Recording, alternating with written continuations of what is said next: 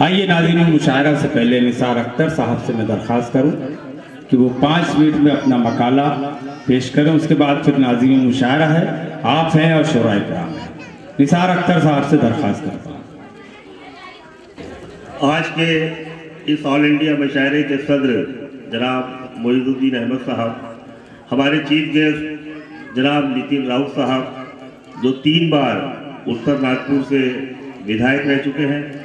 برسوں آپ گرہ راجیہ منتری رہے، اس کے بعد میں امپلائمنٹ اور جو سرکاری اسکیمز ہیں اس کے آپ کیبنٹ منسٹر رہے، اور اس چھیتر میں، اس علاقے میں آپ نے بہت کام کیا۔ اسی طرح بہت ہی قابل احترام شخصیت جناب اٹل بہادر سنگھ صاحب جو 2 بار اس مہانگری کے مہاپور رہے، ناگپور یونیورسٹی میں برسوں آپ سینیٹ کے ممبر رہے، اور ایک بڑی خوش قسمتی کی بات ہے کہ ناگپور مہانگر پالیکا نے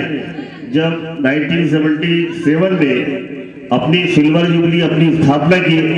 25 ورش پورے کیے، تو اس وقت ہمارے اس مہانگری میں اٹل بہادر سنگھ صاحب جو ہے وہ مہاپور تھے، اور آپ نے یہاں ناگپور میں آل انڈیا مشاعرہ، ہندی کوی سمیلن، مراٹھی کا کوی سمیلن، فٹ بال کا ٹورنامنٹ، کبڈی کا ٹورنامنٹ، اور ایسے بہت ساری ایکٹیویٹیز کے علاوہ استاد بسم اللہ خان صاحب کا شہنائی وادن، پنڈت ہری پرساد چورسے جی کا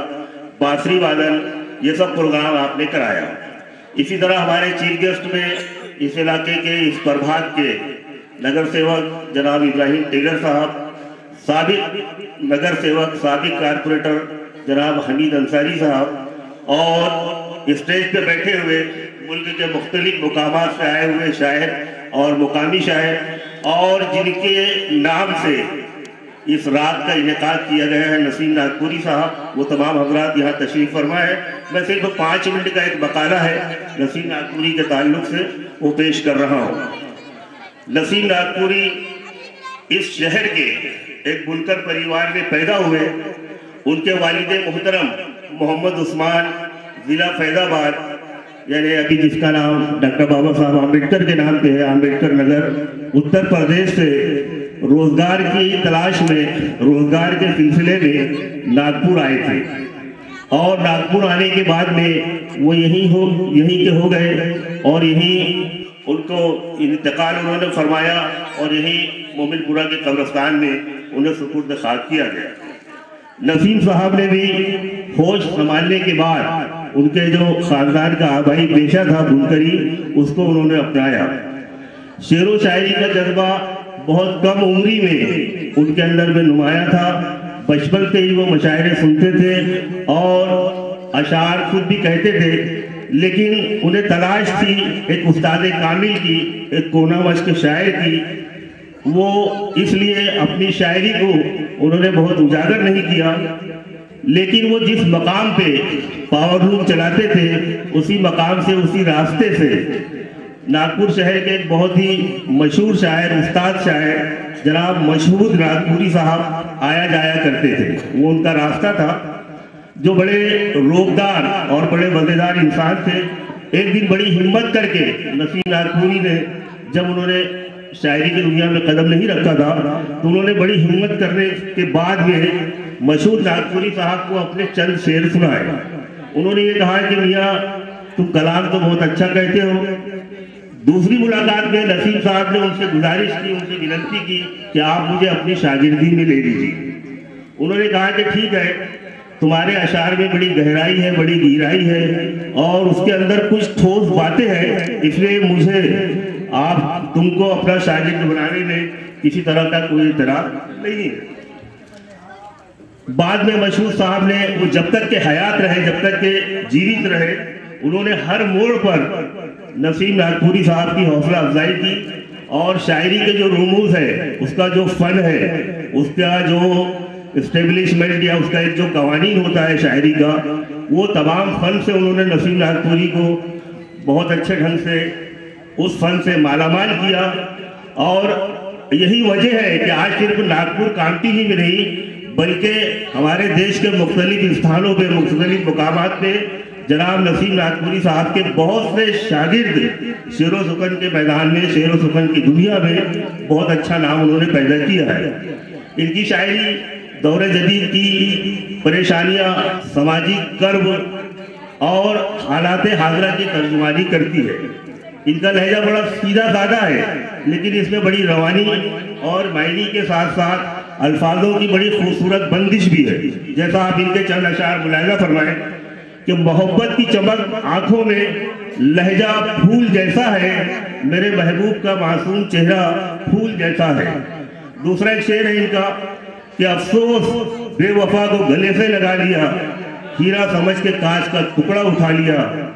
एक इनका शेर बहुत मशहूर है कि मेरे मकान को ऊंचे घरों ने घेर लिया, मेरे मकान को ऊंचे घरों ने घेर लिया, तरस रही है मेरी जिंदगी हवा के लिए। नसीम नागपुरी का शेरी मजमुआ, इनका जो काव्य संग्रह था लफ्जों के मोती, ये जुलाई 2012 में 200 पेज पर उर्दू और देवनागरी लिपि में एक साथ मतलब शाये हुआ। ऐसा हमारे देश में बहुत कम होता है। जैसा उर्दू के अगर शायर हैं तो वो उर्दू में अपनी किताब छपाते हैं, हिंदी के अगर कवि हैं तो वो हिंदी में छपाते हैं। लेकिन मुबारकबाद के मुस्तहिक है जनाब नसीम नागपुरी साहब के नागपुर में फर्स्ट टाइम, पहली बार एक ऐसा काव्य संग्रह छपा जो उर्दू और देवनागरी हिंदी लिपि में एक साथ था। लफ्जों के मोती की आज भी इतनी डिमांड है, खास तौर से कोई भी मुल्क का बड़ा कव्वाल या गजल सिंगर जब भी यहाँ नागपुर आता है तो बड़ी से बड़ी कीमत पे लफ्जों के मोती खरीदने को तैयार रहता है। इस शेरी मजमूए में हर्फ आगाज के तहत खुद नसीम नागपुरी साहब ने अपने ताल्लुक से लिखा है कि मेरे नज़दीक शायरी सिर्फ तफरीह तबा का मौजू कभी नहीं है, बल्कि मैं समझता हूँ कि शायरी जिंदगी और हालात की रोशन तफसीर है। जिंदगी के तजुर्बात व मुशाहिदात जब एक हसास शायर और नाजुक तबे शायर पर असरअंदाज होते हैं तो शायरी जन्म लेती है, शायरी पैदा होती है। मैंने मतलब नसीम नागपुरी साहब ने अपनी किताब में लिखा है कि मैंने हमेशा अपने एहसासात वो जज्बात को शेरी पैकर में ढाल कर सीधे साधे अंदाज में पेश करने की कोशिश की है। और फनकार की जिंदगी का मकसद भी यही होता है कि लोग उसे समझें, जाने, पहचाने और उसकी हौसला अफजाई करें। और ये तीनों जो बातें थी कि लोग फनकार को पहचाने, समझे और उसकी हौसला अफजाई करें, नसीम नागपुरी साहब को हासिल है और आज सारा मुल्क उन्हें पहचानता है। मैं थोड़ा हमारे यहाँ के बहुत से चीफ गेस्ट बड़ी हस्तियाँ बैठी हैं, मैं मकाले को मुख्तसर कर रहा हूँ और आखिर में मैं इतना ही कहना चाहूँगा कि इस बात से इनकार नहीं किया जा सकता कि नसीम नागपुरी ने बहुत ही कम उम्री में शायरी की दुनिया में अपनी एक अलहदा पहचान, एक अलहदा शनाख्त उन्होंने कायम की। उनके 3 अशार में और पेश करता हूँ कि हम एक हो ना पाए ये किस्मत की बात है, हम एक हो ना पाए ये किस्मत की बात है, लेकिन हमारे प्यार के चर्चे बहुत हुए। और इनका एक शेर बहुत ही यानी मैं समझता हूँ कि आपको भी पसंद आएगा।